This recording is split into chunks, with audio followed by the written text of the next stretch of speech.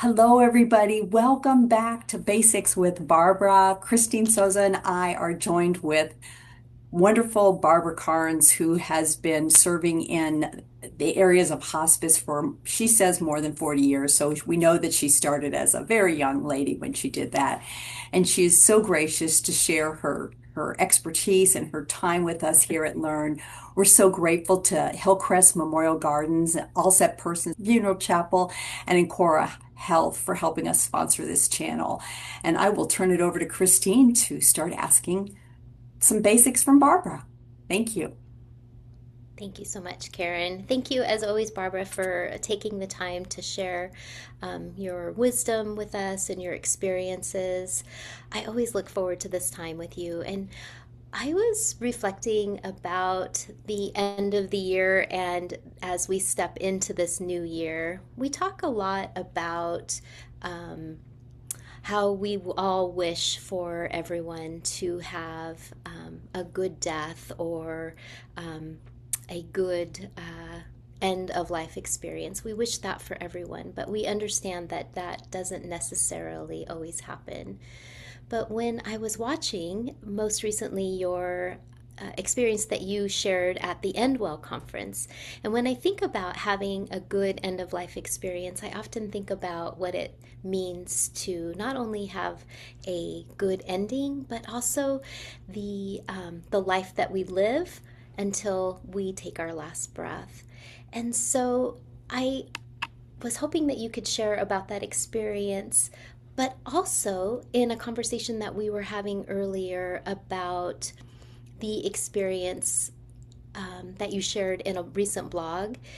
And I love this deeply. It was titled, "What Did I Trade a Day of My Life For?" And in this blog, you wrote, "I think most of us live our life on a gerbil wheel, just going round and round, doing the same routines, just going through our days.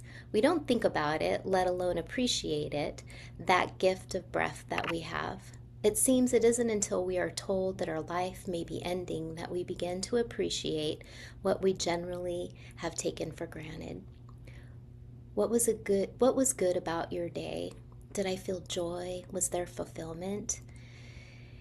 You also mentioned a guide called Being by Your Side, and I love that booklet too. So I know that there's so many things that I'd love to talk to you about, but I was wondering if you could share a little bit about your end well experience, and then also talking about how we can live life fully until we take our last breath and what that looks like for you. Okay.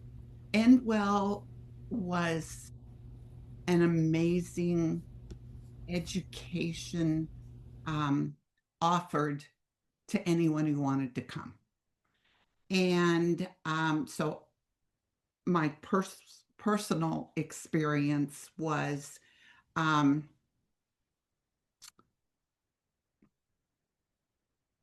I hurt my leg and um, I decided I can't come because I can't walk. And I was encouraged to get in a wheelchair and um, come to Endwell in a wheelchair, which I did.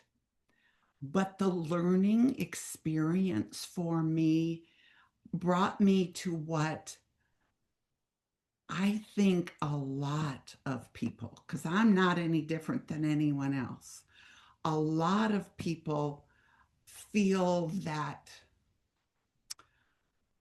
embarrassment, that sense of frailty that none of us want to look at. And it was a lesson in humility for me to be in that wheelchair um, all day long with people that knew me. Think of people who have um, their physical abilities diminish with old age and with illness.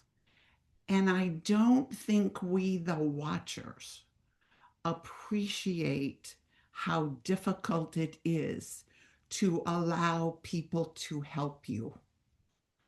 And this is when we're dealing with end of life.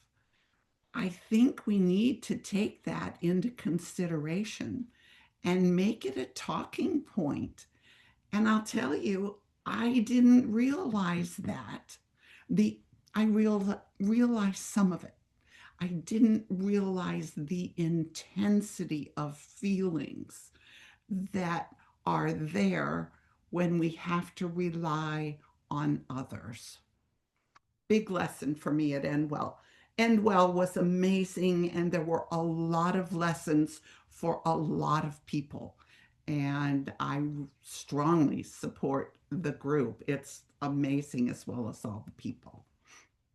Absolutely. And you can check out information about Endwell. It is a not-for-profit. There's a wonderful website that you can check, and you can actually go back and watch Barbara's video of her presentation along with all the other presentations. And if you're not familiar with Endwell, it happens once a year in Los Angeles, and it was created to get people that to start talking about end of life. And there was all kinds of people there. Barbara, how many people did you think were there? Like 500?